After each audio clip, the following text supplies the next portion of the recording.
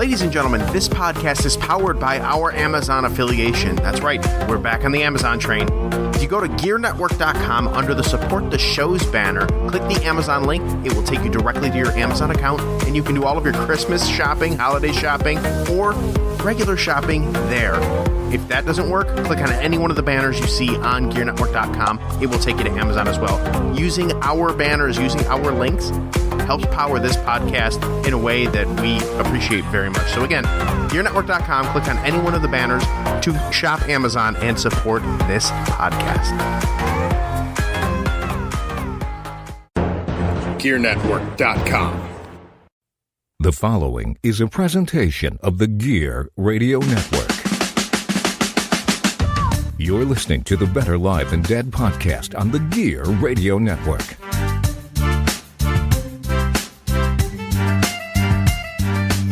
With that being said, welcome to Better Live Than Dead, the podcast. It is powered by Better Live Than Dead and the Gear Radio Network. This is episode 156. Today we are talking with Mike Staertow. Now, before we introduce Mike and get into the podcast, you can hear us on BetterLiveThanDead.com, Apple Podcasts, Google Play Music, iHeartRadio, Pandora, Spotify, YouTube. Wherever you get your podcast, you can get this podcast. I am Ryan Wolfe at Wolfe BLTD. Joining me on the IndyCar Media Hotline, the man himself, Mike Staertow at Michael Staertow on Twitter. Mike, how you doing today? Hey, buddy. How are you, man? I'm doing good. How was your Thanksgiving? It was pretty good, man. It's pretty good. You know, it's like any Thanksgiving. You eat way too much. You fall asleep. You watch some football. You fall asleep again. And, you know, unfortunately, everybody here at the household's been a little bit under the weather, so we're just battling some plague here that's going around. So other than that, everything's good. I think the only thing that was better about yesterday's Thanksgiving than a normal Thanksgiving is that, I mean, we talked about this on Trust the Podcast, our Buffalo Bills podcast. But for the first time since '94, the Bills played on Thanksgiving, and they played pretty well. So that was kind of the I guess the only other thing about Thanksgiving that made it better. Plus, I mean, I almost saw a fight at my local Target. I got there, and then there were cops there interviewing people about a fight, and I said, "Damn it, I missed the excitement." It was a Black Friday fight. Yeah, apparently they get real ratchet in Batavia. I mean, I don't know if you saw the news recently. There was a man with a sword in Batavia. I don't know what happened, but the quality of Batavia really started to lower once I moved in. I don't know if there's a correlation there, but it has happened. Did you say with a sword? A man with a sword in a house, yeah. And the worst part about it, Mike, was that when people were like, "Hey, why aren't the cops going after this guy?" The cops were like, "We have a history with this man. We know what's going on with him. We're just going to let him tire himself out." And like, that's horrifying because it's like, I don't know, 5 minutes from my house. Unreal, man. Unreal. Excuse me for my rough voice. Okay. But you did mention the Buffalo Bills. I am not a Buffalo Bills fan, but being from Western New York, it's hard to not be excited about the Bills when the Bills are hot. And the Bills are hot this year, man. They're really, really good. So I watched the game. I was really excited. I'm glad they beat the Cowboys, kind of like a vindication from that one Super Bowl they lost to the Cowboys that we won't talk about. I don't think they won a Super Bowl to anybody, did they? Unfortunately, that really sucks for us Western New Yorkers, but it explains why I'm a Steelers fan. Hey, it's fair. It's fair, and I totally understand it. But here's the one thing, though, because I'm friends, Gear Network's president, CEO, John Cimino, big Jets fan. My buddy Lewis, who I podcast with, the big Cowboys fan. Even though they don't like the Bills, they always tell me, they say, you know what? Western New York is a better place. It's a happier place when the Bills and or Sabres are doing good, and it's the truth. Right, and they're both doing good this year. Yeah, I mean, the Sabres are kind of tailed off a little, but the Bills are helping out a lot. Let's just put it that way. The Bills are making it where the Sabres are not as hot as they were, and you just kind of go, man, who cares? The Bills are fine. Yeah, it's exciting when the Bills are doing well here. It's been a long time since they've done well, so kudos to the Bills and to all the Buffalo Bills fans. Go Bills! And we'll look soon for the Bills and Steelers. We can see that matchup coming up soon. That'll be there. You go. I think that the exciting one is going to be the Bills and the Browns. Is it this weekend that they're playing? That was a couple weekends ago. No, they're doing it again now, but in Pittsburgh this time. Oh, the Browns. You mean Browns and Steelers? Sorry. Oh, yeah. That's this weekend. Sorry. That was that's okay. bad. That'll be appointment television. That's going to be incredible. So good thing that Mason Rudolph's not in anymore. He's not starting. So it'll be like watching Monday Night Raw all over again. Yeah. To look for The Rock, right? Exactly. I'm going to watch. Unreal. I want to see someone get pile driven at center field, the 50-yard line. If not, I want my money back. It seems like that's happening a lot lately with the helmet contact, isn't it? It's getting a little wild. Yeah, it's getting quite wild, and it's. I mean, it makes for good TV, but then again, you don't want to see human beings assaulted on live television. But No. whatever's good for the brand, I guess. Well, it seems like violence sells, but I don't want to see anybody, have anybody's career get cut short from a cheap hit. So. No, absolutely not. Now, before we get into the podcast here, Mike, I do want to mention to all the listeners, first off, you can check out your Facebook, facebook.com// Mike Staertow, Instagram.com/official Mike Staertow. You can check out the hashtag Lick of the Week, which is a favorite of mine. And there's also something you released recently, the Michael Staertow First Series Limited Edition Pick Pack, $20 a piece. You can order those directly through Instagram. And then also, obviously, your website, michaelstaertow.com. Now, Mike, it's good to finally have you on the podcast because I wanted to mention from right off the top, the first time that we met, 2009. And I keep telling people, no joke, I said, yeah, I'm going to talk to Mike on the podcast. Like my dad always asked me, because obviously breaking the fourth wall, my dad and Mike are very good friends. They grew up together. And friends. Been friends forever. It's crazy because I think back to my childhood and all the people that I knew in my childhood, I don't want to be friends with anymore. So it's crazy. I know your dad for a long time, and your mom too. I remember when your dad met your mom. So, they're great people. Your dad's awesome. I remember when your uncles used to rehearse in their garage, in your grandparents' garage, and I used to swing by and watch. I think, incidences like that, experience like that, really, really kind of shaped where I've gone with my career and my professional aspirations. And your dad was always the cool dude because he had older brothers that played in the band, and he was always kind of hanging around that stuff. So was the cool dude. Yeah, he's not cool. Not anymore. He's still the cool dude. He's old and gray now. He's past his aren't we prime. all? Oh man, we're all. Well, I'm the same age as your dad, so that means my dad's going to text me and he's going to tell me I'm an asshole. I guarantee it. And I'll know exactly which part of the podcast you listen to when he's saying that too. I'll tell him to go easy on you, man. But I remember the first time that I met you, Mike. My dad. I remember it vividly. It was the night before I went to Atlanta, so I had to be up at like 4 or 5 o'clock in the morning. It was, I think, I want to say, sometime in 2009, and I remember you were in an AC/DC tribute band or cover band. And I remember my dad telling me here, because this is the one thing that I always remember, is that my dad was like, "You got to come out and see my friend Mike. He's real good, playing a guitar. He's in a real good band. It's real cool." And I'm thinking to myself, like, I know when your parents are like, "Oh, I got this, I know this great person, whatever." I'm like, "Yeah, whatever. Okay, fine. I'll go." Because I obviously love music. And I remember going there and seeing you play, and I'm like, holy hell, he was not kidding. This guy can really play the guitar. And it's kind of gone from there. Oh, that's awful kind of you, man. Yeah, that was a fun band. That was a band called High Voltage. It was kind of an interesting development how I came to be a part of that band. The guy that played the Angus part was a guitar tech of mine in a band that I was in called Shag at the time.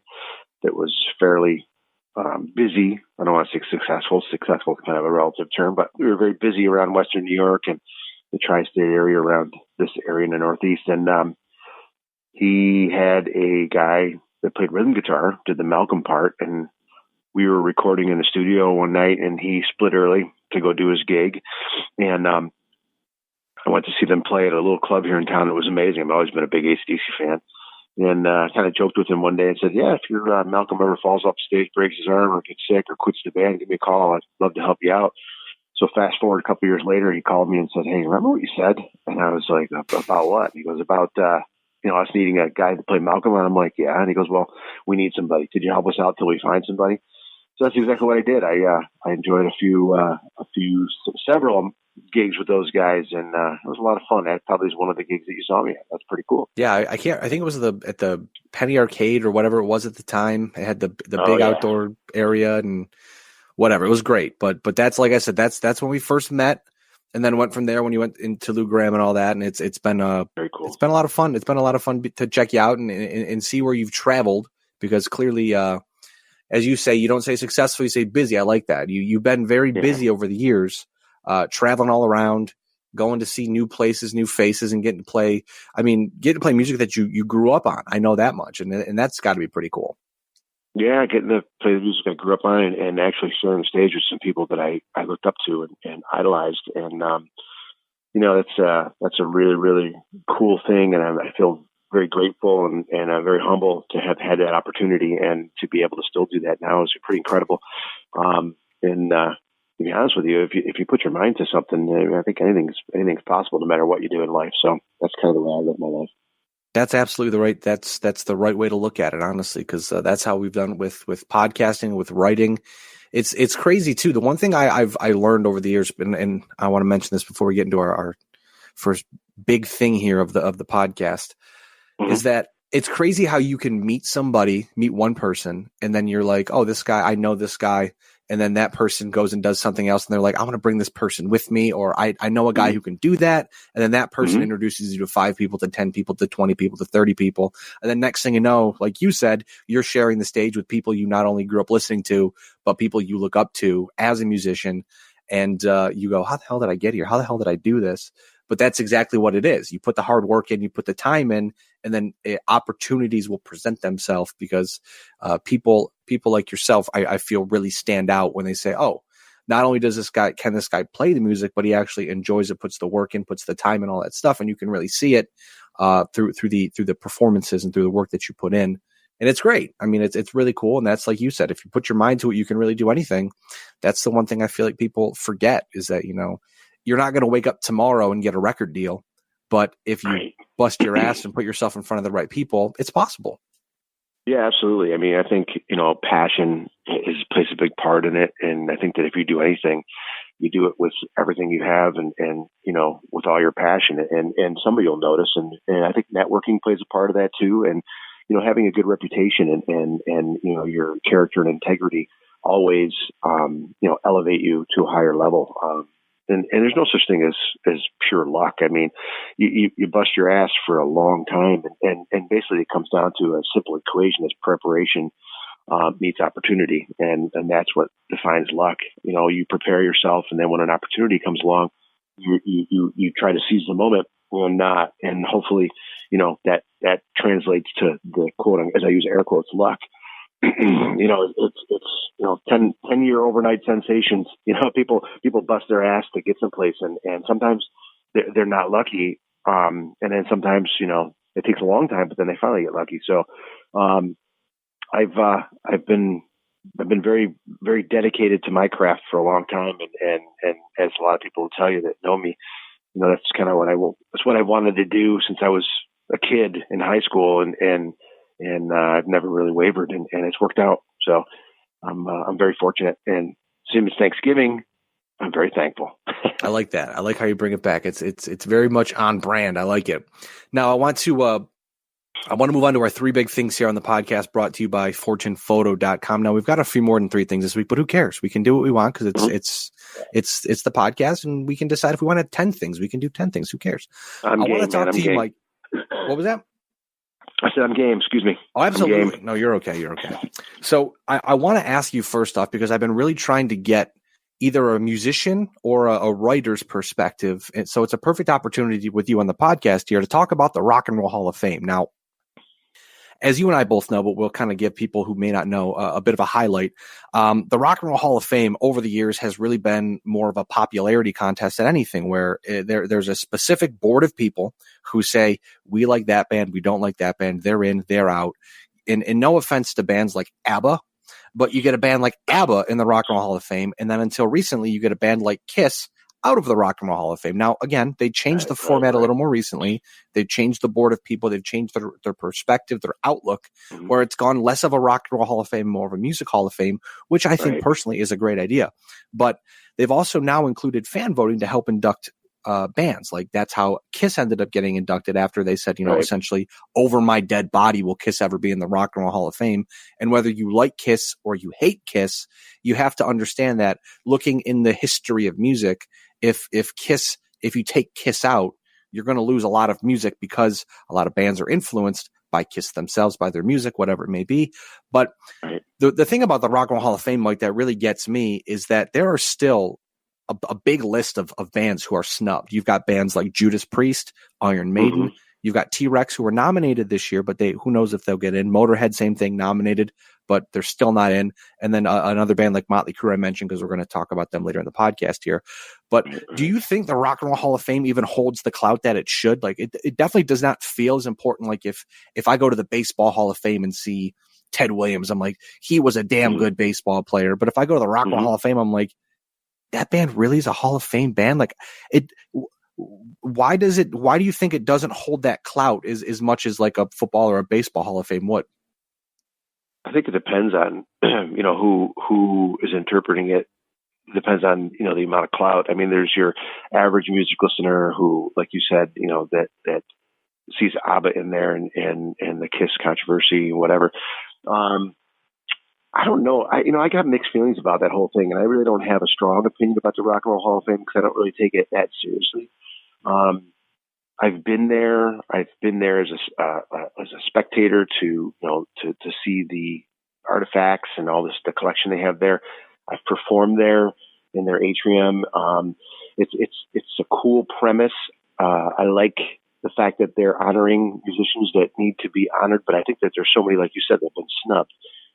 And the Over My Dead Body opinion is really, it makes you scratch your head and say, is it really I'm happy that the fans are voting now because I think it all comes down to the fans. The fans are the people that buy the records, and they're really the ones that the vote counts. But if there's a board of directors that are determining, who gets in and who doesn't get in, I think that's kind of a skewed process and doesn't really make sense. I'm happy for all the people that have gotten in the Hall of Fame. I've got to make friends and perform with several people that are in the Rock and Roll Hall of Fame, so that makes me feel really, really good about their involvement and my brush with their greatness and their hard work and dedication that got them in there. But I don't know. It's I don't really have too much of a strong opinion, pro or con. It is what it is. And I don't really give a lot of thought to it other than when like you said, Judas Priest is on the ballot this year, is their second time. Do I think a band like that should be in there? Sure. I mean, if a band's been around for 40, 50, plus years, there's something to be said for their longevity and their success. And damn right they should be in there. I mean, there's a reason why they've been around so long and put them in there already. But I realize that, it is a business and there's a process. I'm kind of like philandering about it because I don't really know where to go with the whole premise. If the band belongs in there, get them in there and celebrate their career. And if they don't belong in there, then let them fall by the wayside and put it to a fan vote. And that's what it really comes down to. I think what it all comes down to is the fans should vote about it. It should be a fan vote. And the fans should put people that belong in the Rock and Roll Hall of Fame in the Rock and Roll Hall of Fame. And as Forrest Gump says, that's about all I have about that. Hey, you make a good point there. I like it. And one thing I did want to bring up too, because we talk about, you mentioned there, it's kind of a crapshoot, really. You don't know if it's going to end up being. I mean, like I think, for instance, Whitney Houston was nominated this year, and I think her impact on music was enough to constitute her being a Hall of Famer. But then you see a band like Foreigner, for instance, who's close to your heart for a multitude of reasons.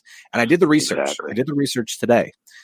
So this is legit. I'm not making this stuff up here. According to their official website, Foreigner's official website, as of 9/13/2017, September 13th, 2017, per Business Insider, Foreigner, one of the top 40 best-selling music artists of all time.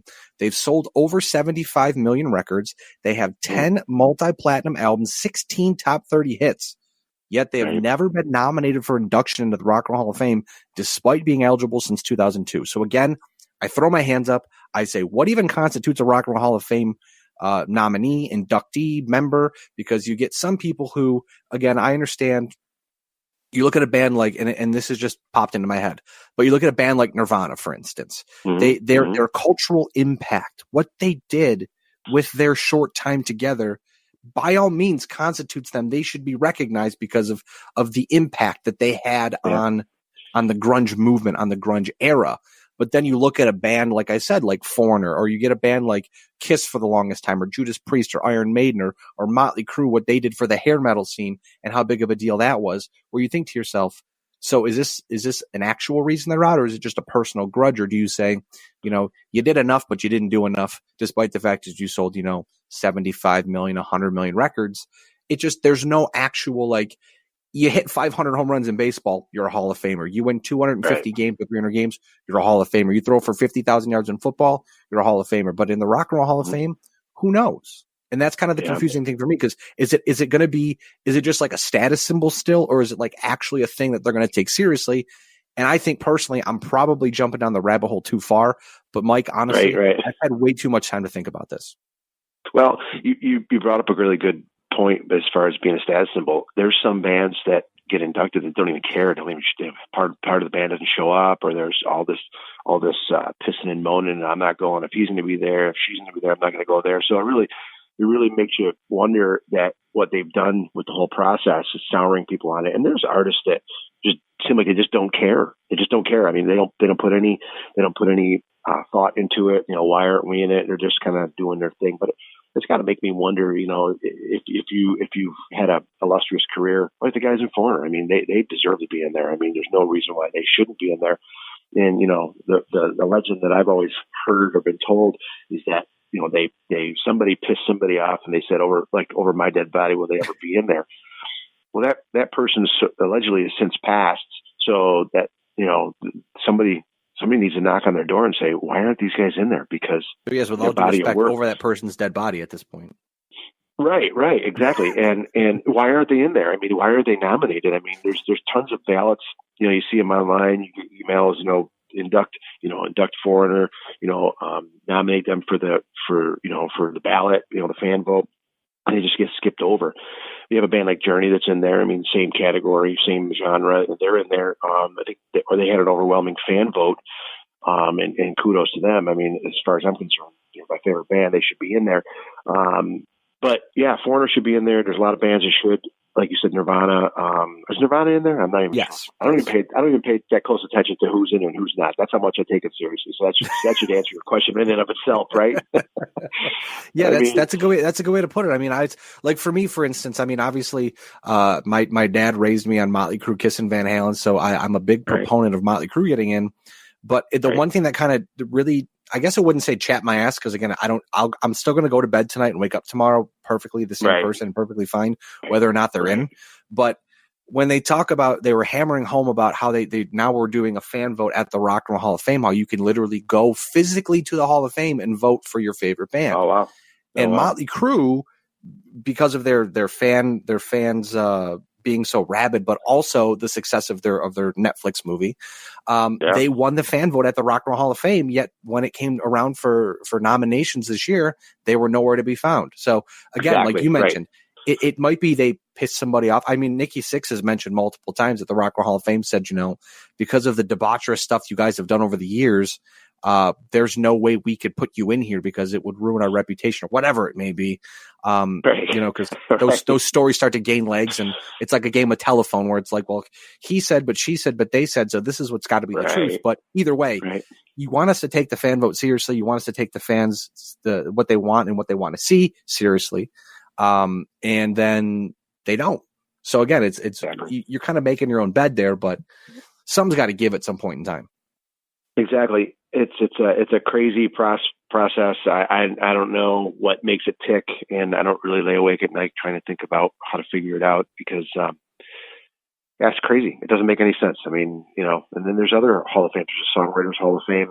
I believe it's in New York. There's a Musicians Hall of Fame in Nashville. I mean, there's all kinds of smaller subsidiary, or they might be just as big. I just don't put a lot of thought into the whole process. I mean, we'll just start our own Hall of Fame. Exactly. It's a head scratcher. I mean, these Hall of Fames, I mean, they're, I mean, I think you speak by, the quality of what you do with your life. And if a Hall of Fame has to validate, your contribution and what you're doing for people. I mean, look at these bands. They've sold you said Foreigner, 75 million records. Motley Crue, I don't know how many million records. I think there were Millions of 100 records. million, I mean, yeah, something like that. Well, there you go. So isn't that constitute, kind of negates the whole Hall of Fame? I mean, that is a Hall of Fame. Selling that many records is an achievement, and it should be something that, you should be proud of, not be having a plaque put in some building that represents something that, I don't know. You can see where I'm going with the whole thing? Put a plaque in a building in Cleveland. Like, what could be worse? Yeah, like buying a brick at the stadium. You buy a brick and everyone walks all over it. Exactly, a brick in the Walk of Fame, everyone's stepping on it. Okay, I worked my ass off so you could step on me. Perfect. I like that. I think that's a good way to end the conversation with that one right there. Just who cares? Yeah, sorry I didn't really answer your question definitively, but I just really don't. I don't really. It's a loaded. I think it's a loaded question, and I think we could honestly have one full hour-long podcast on just that alone. Yeah, because who knows? It's not like I could talk about, like I said, I go back to baseball and football. It's very clear cut. It's yes or no. Here are the stats. But with music, it's like, again, it's just not. So I guess we can just let that one die for now. All right. We beat that horse dead. Now, I want to ask you, Mike, because obviously talk about growing up, playing other people's music, playing your own music. How have you been able yourself to develop your own sound, despite the fact that you're out touring you've played with Lou Gramm, you play with Slaughter, you play you mentioned High Voltage. How have you been able to develop your sound and put your own sound into other people's music that you've been playing over the years? That's a really good question, because some of the higher profile bands, meaning Lou Gramm and the Foreigner catalog and Slaughter's catalog, excuse me, I apologize. It doesn't really require my sound. I think when these artists approach me to play, they see a level of professionalism, a level of proficiency to execute their catalog, and they're relying on me to represent their catalog with respect. So it's not really about, in these two instances, it's not really about me having my own sound. It's about being able to replicate and respect a body of work that's already been put forth and has sold millions of records, because I believe that the people that buy the tickets and come see the shows, they don't really want to hear, the Michael Staertow sound. They want to hear, in the case of Slaughter, they want to hear Tim Kelly. They want to remember Tim Kelly. In the case of Lou Gramm's work with his solo work and Foreigner, they want to hear Mick Jones. They want to hear Nils Lofgren. They want to hear Viv Campbell. They want to hear the artists, the guitarists that recorded the music that they bought, that they slapped their hard-earned money down to hear. So I've really become a chameleon and have had to be able to morph myself into a convincing enough model of delivering a catalog, delivering a platinum catalog. And that's something I've prided myself to be able to do. And I think that's why I get the call from artists such as these two that say, hey, we're looking for somebody and I think you're the guy. And then I'm able to deliver. And getting the gig is one thing, is keeping the gig is another thing. It speaks volumes. But having said all that, I don't really think there's I think I have a sound. I think I have a style of playing. I think my style is similar to these artists that I get to play, because I've grown up listening to them and I've kind of gravitated towards that. And I think my style kind of it enables me to be able to replicate their music and what the fans want to hear. The fans bought tickets. I mean, if you went to go, you said you're a big Motley Crue fan. If you went to go see Motley Crue and they had a different guitar player playing, and he was butchering the songs, you'd be like, "What the hell? I'm out of here. This is bullshit." So yeah, I mean, you have to be able to be a chameleon and take on these roles and be able to deliver a catalog. And it all comes down to respecting the artist's body of work. People are familiar with the records, familiar with the music, and that's what they want to hear. So I've been fortunate enough to be able to do that and been able to work doing that. So now, if you mention that some other guitars playing for Motley Crue and sucking, I there's actually, I'm a big conspiracy theory guy. I love a good conspiracy theory with some meat on the bone.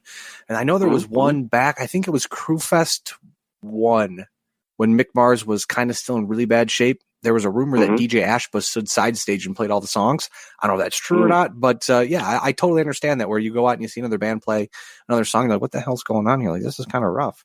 It's like, I'm not coming. I want to see Lou, like when I've seen you play for Lou Graham, it's been like, I could close my eyes and I'm like, this is awesome. But then it's not a karaoke session. I totally get what you're saying. But but like you said, you can definitely kind of see the style.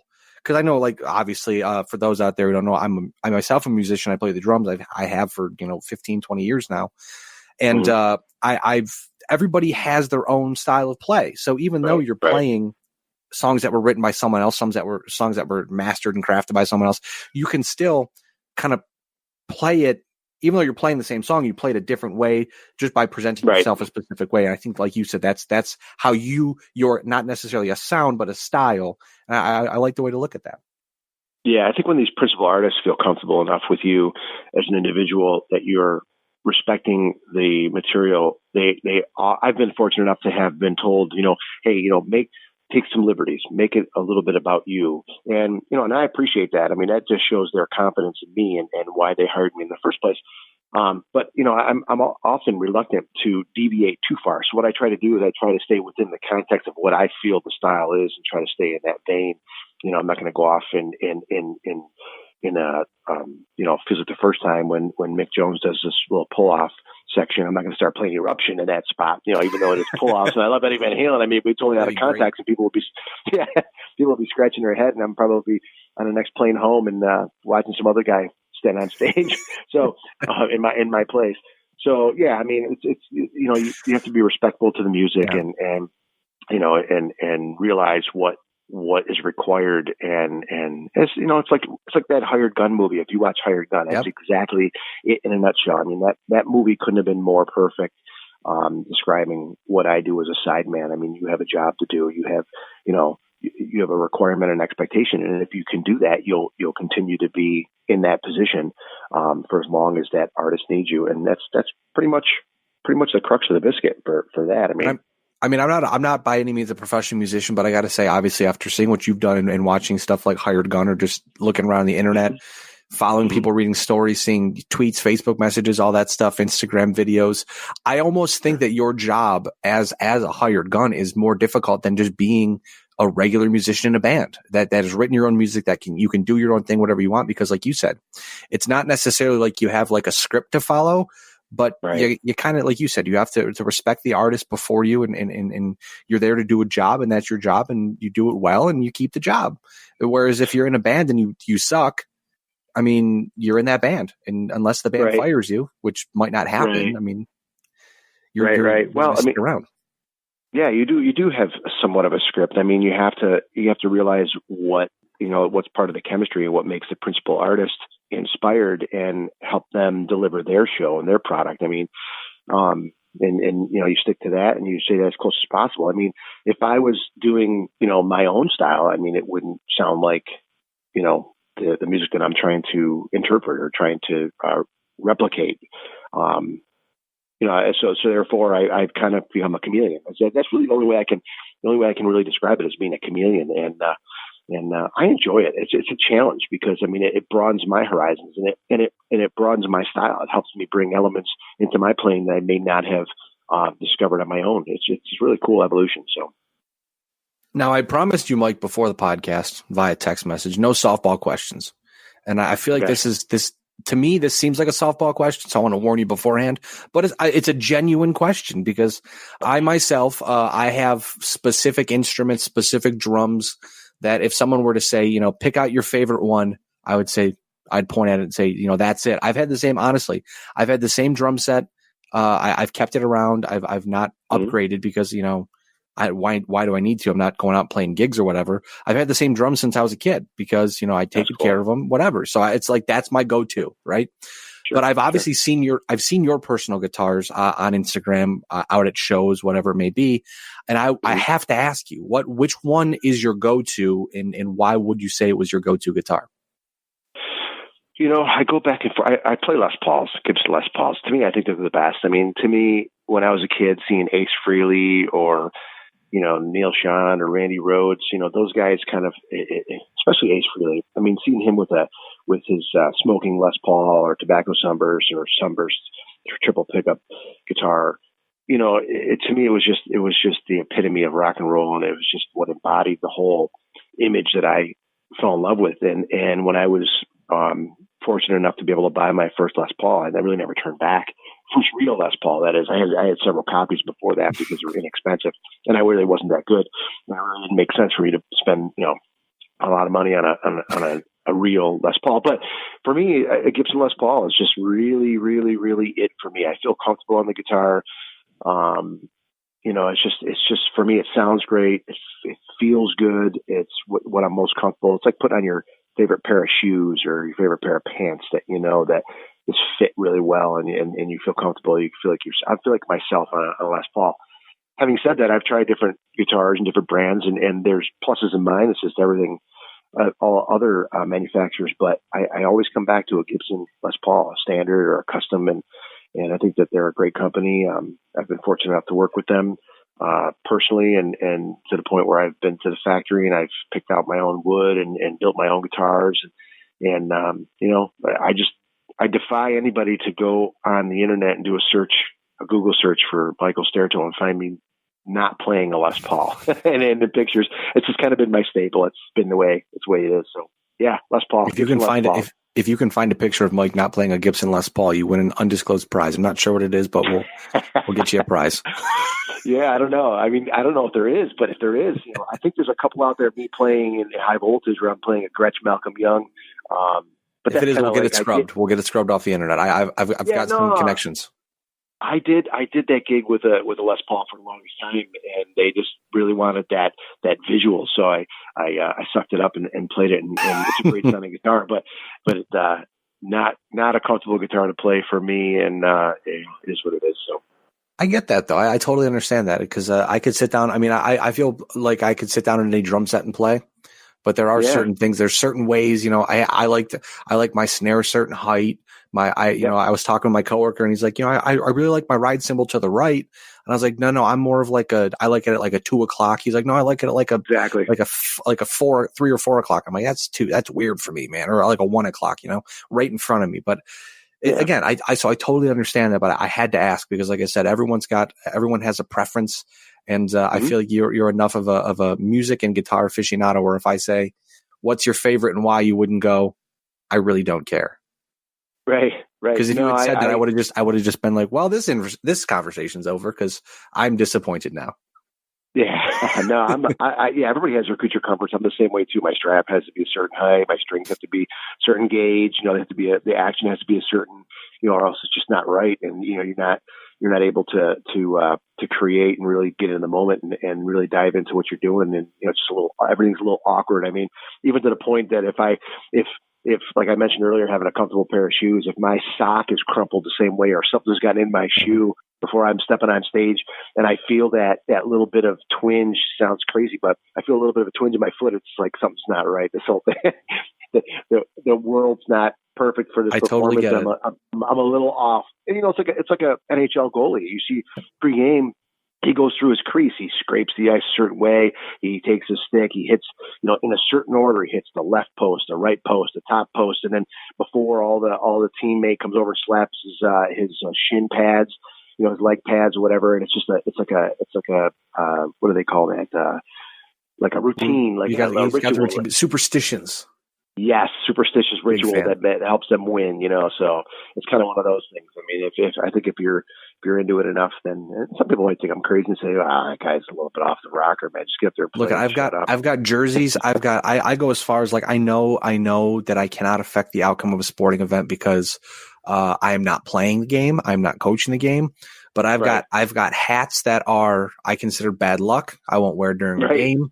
If I wear a jersey and they win, I don't wash it, as disgusting as it sounds, as long as I don't get something on it. But like if I wear a Bills sweater, for instance, I've got this really nice flannel or this inner flannel. It's super warm, whatever. I went to the Browns game, the Bills-Browns game, and I wore it to the game. The Bills lost. I came home, immediately threw it in the laundry, said, nope, got to wash the loss out of it because God forbid I wear it again.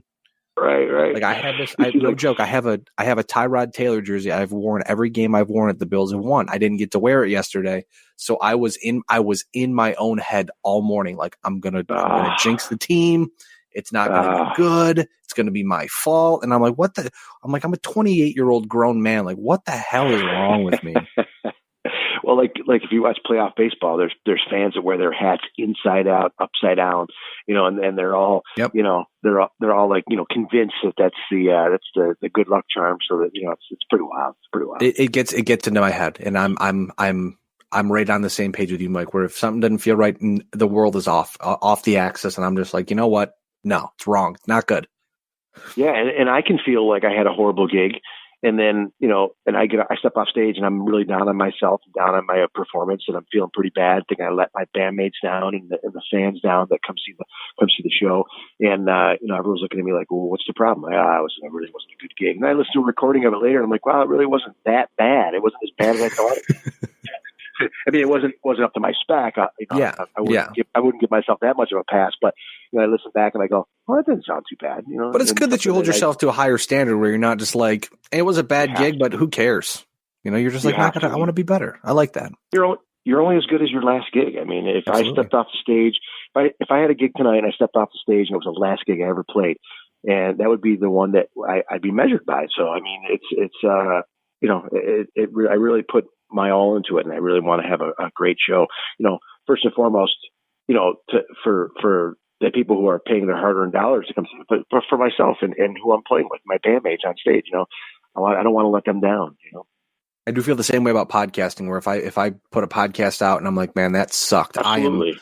I am on the horn, texting friends, texting co-hosts, like, hey, you want to do a podcast tomorrow? They're like, we just did one a couple days ago. I'm like, yeah, we got to do another one real quick. It's just, let's do it. That was bad. We got to get a good one out. That's good. It means you have drive, you have ambition, you have dedication. It's nice to talk to. It's nice to talk to a fellow person who is also driven and dedicated to their craft, because it doesn't make me feel like I'm so crazy. I think that we get referred to as obsessive compulsive people sometimes, right? Hey, look, I like our term better. Yeah, I'll bust my ass and you can tell me I'm crazy all day, but when I'm doing cool stuff and you're just still doing whatever, I'll be like, okay, Amen. I'm the crazy one though. Right on, buddy. Right on. You just you can't be those people that are doing the same thing expecting different results. If you do something and it doesn't work, you got to change it up. Yep. Was that? Yeah, you have to evolve, man. Evolve or be left behind, buddy. Exactly. Now the last question I have for you, Mike. Speaking of evolving or being left behind, bands unretiring. This is a big one because we had the recent news of Motley Crue unretiring, and we'll talk about that in just a second here. But we've seen over the years, Kiss is on their, I think, 17th farewell tour. Someone had mentioned recently that The Who, despite the fact that they had a farewell tour 40 years ago, are still playing. Right. Ozzy Osbourne came back. There's a list. The list goes on and on and on. Now, for those who have lived under a rock, because this has been pretty big news, Motley Crue recently announced in the most Motley Crue way ever that they have terminated their cessation of touring agreement, which essentially all four band members say, we won't tour again under the Motley Crue name, which I thought would have been funny if they just came out with a different name and said, well, we're not Motley Crue, we're Band X, whatever. But instead they had a video of their contract being blown up and said, we're back. Now they haven't announced any shows yet, but there's all but confirmed rumors have them touring on a big stadium tour in 2020 with Def Leppard and Poison, which should be fine. But Mike, I want to ask you, what are your thoughts on bands retiring or having a farewell tour only to come back a few years later and kind of pull a fast one on their fans? I don't think anybody really retires. I think the industry is in such flux with the record companies and the sale of records and the sale of downloads and Napster and everything that's evolved from the collapse of an industry that we once knew in its heyday. So I think it really comes down to marketing and selling tickets, because I think bands make their money. I know bands make their money by touring and by selling merchandise, and VIP meet and greets and stuff like that. I think you have to come up with gimmicks here and there. As far as Motley Crue, I think the book was a great book. I think The book was insane. on the subject of books, I mean, books have become the new albums. I mean, everybody's writing a biography, an autobiography, and they're cool. I love them. I read them. I buy them. I download them. I listen to them on Audible when I'm driving, when I'm traveling, I'm sitting on a plane, I'm sitting in the hotel room. I listen to books when I can't read books. I love to read. I think it comes down to what I said earlier. It's evolution. It's the industry evolving, and I think it's marketing. I think you say you're going on a farewell tour, you take some time off, and you regroup, and you kind of just see what the market's doing. And in Molly's case, I mean, they did a farewell tour. I went to the farewell tour. I checked it out. It was a great show. It was very, very over the top. You know, all the fire and, you know, roller coaster drum sets and what have you. And you know, these artists tour, you know, incessantly for years and years and years, and they need a little bit of time off, and you know, they'll do well financially. You know, let's face it, with your hard-earned dollar as a consumer, you know, ticket prices aren't cheap to begin with, just for regular bands that aren't retiring. You got to give yourself an edge to attract the ticket buyer and get people to your show. So you package it up as a retirement tour, going away tour, final tour, whatever, get people to buy tickets, do your thing, and you're constantly evolving in the background, you know, putting out books, putting out movies, that books that turn into movies, and kudos to them. I mean, it's a great marketing strategy. And, you know, them coming back, I don't really think bands, let me put it this way. If you're alive and you're not handicapped and you still can play, good for you. Get out there and play. Do another tour. I mean, as far as calling it a farewell tour and coming back, I think that's a little bit misleading to the fans. But in this day and age, you got to do what you got to do to sell tickets. And I agree. And I honestly think you mentioned the fans. I mean, kind of judging based off of what we've heard, Motley Crue clearly did not like each other, which no surprise. You spend that many years with the same four people, you're going to probably have your tiffs, you're going to have your disagreements, and you're probably going to grow apart. But it seems as if they felt like they wanted to retire and walk away from the band when they still could, because they didn't want to, like they said, they didn't want to be 75 or be like, you know, Kiss or Leonard Skinner, or where you've got one or two members that are original left or no original members left, or be like I said, Gene Simmons going out every night. I mean, kudos to Kiss, but holy crap, it's like AARP tour, you know, it's crazy. Yeah. But Motley Crue said, you know, maybe they walked away a little too soon, which they certainly did. But I think, like you mentioned, the marketing, being able to put yourself back out there, they release a couple new songs, almost to kind of like gauge fan interest. And then the fan interest, they responded accordingly. They come out with the dirt, and then the fans immediately say, look at either I haven't seen Motley Crue in forever, I want to see him again, or people that say, hey, you know, I wasn't a huge Motley Crue fan, or I wasn't a fan at all. I saw the dirt, and now I want to see this band. I want to see this specimen on stage.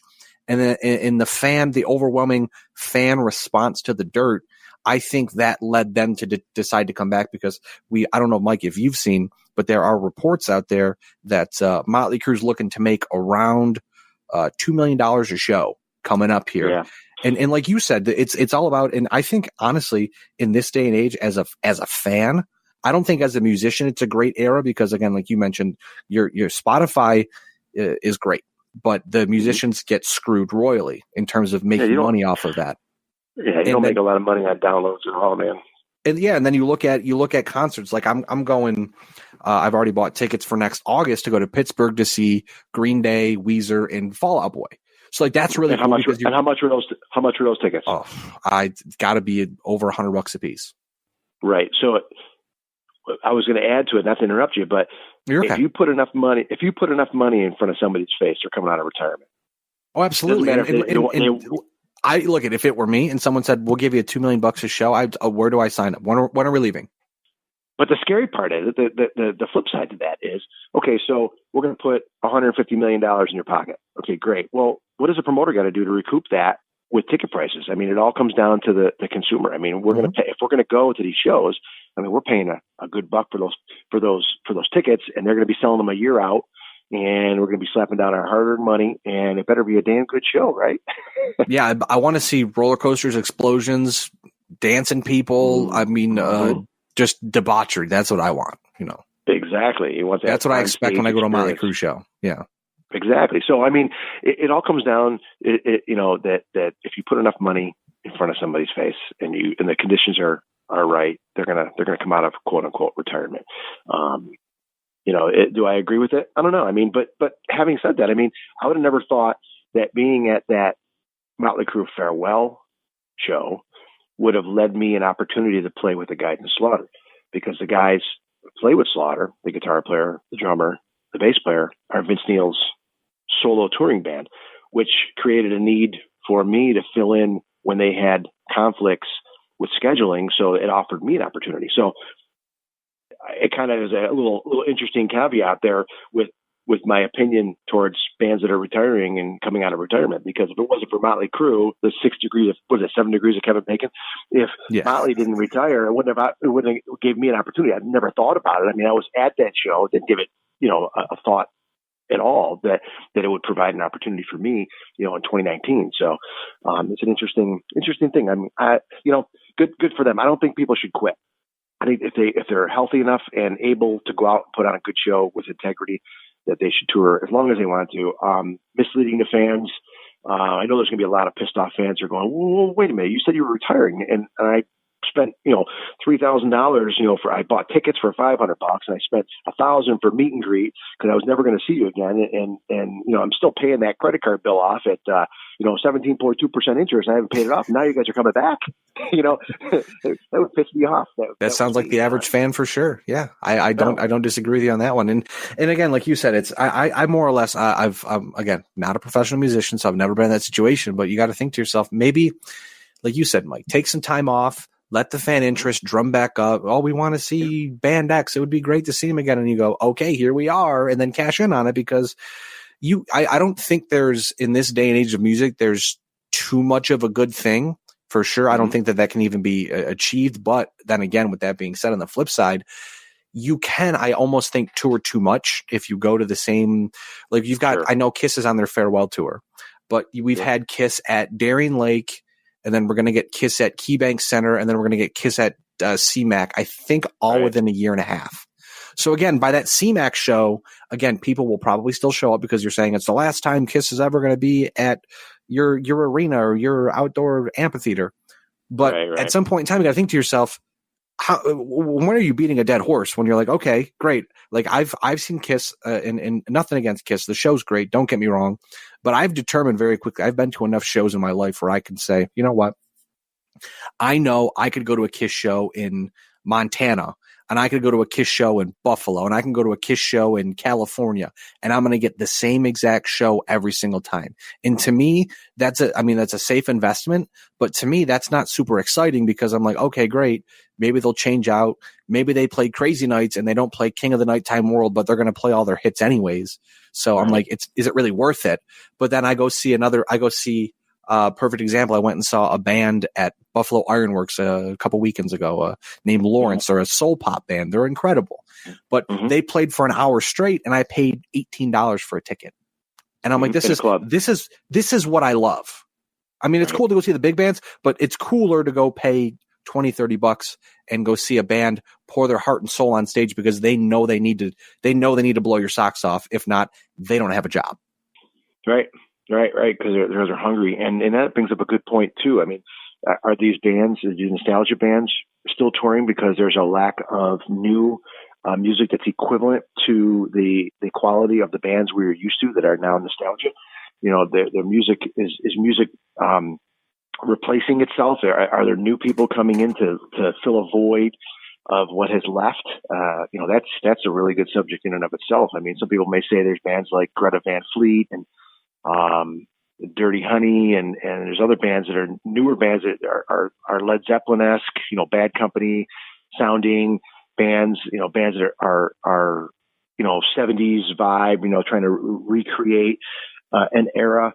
But I mean, I don't think that we're replacing these legendary bands, these legacy bands that, the AC/DCs, the Aerosmiths.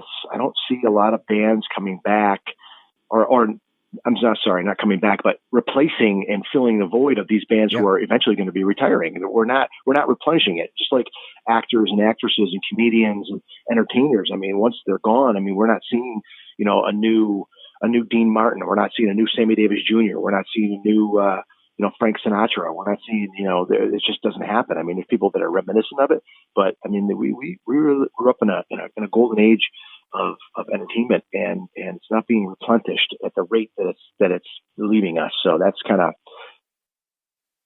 I think it's kind of it almost, for me, I was just trying to think about it while you were talking about it. I think it's more, for me at least, kind of a genre based era now, where we'll get a nice chunk of country music that's really good, and then we'll get pop music that's really good, then we'll get hip hop or rap music that's really good, but it doesn't seem to last. And I agree with that, where they instead of having a Led Zeppelin, or instead of, we'll say like a Van Halen that's been the 70s, so it's 5 decades, 6 decades of rock and roll, where they just continually, they're important, who they are, you'll go to their shows when they have them. Where now, like you mentioned, there are young bands that are really good. You mentioned Dirty Honey. I'm a big fan of them. They're one of those Spotify bands where I try personally. I have a 2019 playlist that has like over 500 songs. I hear a band, I add them, I go listen to their songs. I find some couple of the songs I like, I'll throw it on there. And then my secret to Spotify, which my buddy TJ Luckman told me about, which I never realized this. You go into a band like Dirty Honey, for instance, and then you go to bands that sound like them, or bands that other fans may be interested in. Then you fall down that rabbit hole, and that's how you find. Yes. Like my goal in music is always to find. It's nice to have the bands that get 10 million plays a month, whatever. I'm more about the bands that are, this band only has 1,500 streams a month. Those are the bands that I look for. Those are the bands that I really like to follow, because then they become huge, and you go, I've been following them since they were, since their infancy, and that's pretty cool. Right. But I mean, look at these types of bands. I mean, are they going to be having farewell tours in 30 years, 40 years, or are they going to be having farewell tours because they have their last record hasn't sold? Yeah. It didn't sell. Or they just disappear off the map. Because right. The farewell tour is like a mafia hit. They're just gone. You're like, hey, what happened to that band? And you look it up, and you're like, oh, that's what happened. I saw the guitar player working at Home Depot, dude. The record label dropped them, and now they're they're playing open mic night at the comedy club or whatever, right? Right, exactly. So I mean, I don't think that they'll have that opportunity. It's the unfortunate part, And the music, like you said, the music industry, despite the fact that it has changed, it is still growing. It's still still trying to figure itself out, because obviously we've heard over the years that the record industry doesn't really treat the artists that great. I'm sure you can probably attest to that in some way, shape, or form. But they now, with streaming, they've definitely found a way to get their claws in it, and the artists aren't getting. I don't think they're getting equal representation. They're getting equal income opportunities. They got to tour their ass off. They got to sell merchandise, because the music that they make, either they owe the record labels a ton of cash because they've gotten these advances, and they get these expensive producers, or go to the greatest studios, or whatever it may be. So it seems like it's still a tougher time than ever to be a musician professionally. But hopefully in the next handful of years, we'll see something change, because I mean, it's clear to us that the roaring 20s will start off with kind of being the era of streaming, with all this, cord cutting and the television industry, where I can go on and I have, 8 or 9 different TVs, that I can watch Fubo, I can watch Netflix, Hulu, Disney Plus, whatever it may be. It's coming into the day and age with music as well, like that. But now we have to find a way to, I think, to get artists a little bit bigger piece of the pie, because it's not great. Right. I was listening to another podcast the other day, and the guest was saying that the good news about the music industry is that anybody, because of cost of recording and having a studio in your house and being able to put out your own records or your own recordings, and you can put right to YouTube, right to whatever the media it is, right to iTunes or Spotify. The good news is that anybody can do it. The bad news is anybody can do it. So you have to figure out a way to make yourself noticed amongst a plethora of other artists that are doing the same thing you are. What makes you stand out? What makes you exemplary? What makes you, what makes you grab somebody's attention. So that's the challenge right there. And it all comes down to marketing. If you can market yourself, whether it's build your social media followers, get out, do your live shows and really peddle your wares. I mean, that kind of defines what your longevity is going to be and what your success is. And you really have to have a thick skin and be able to hang in there.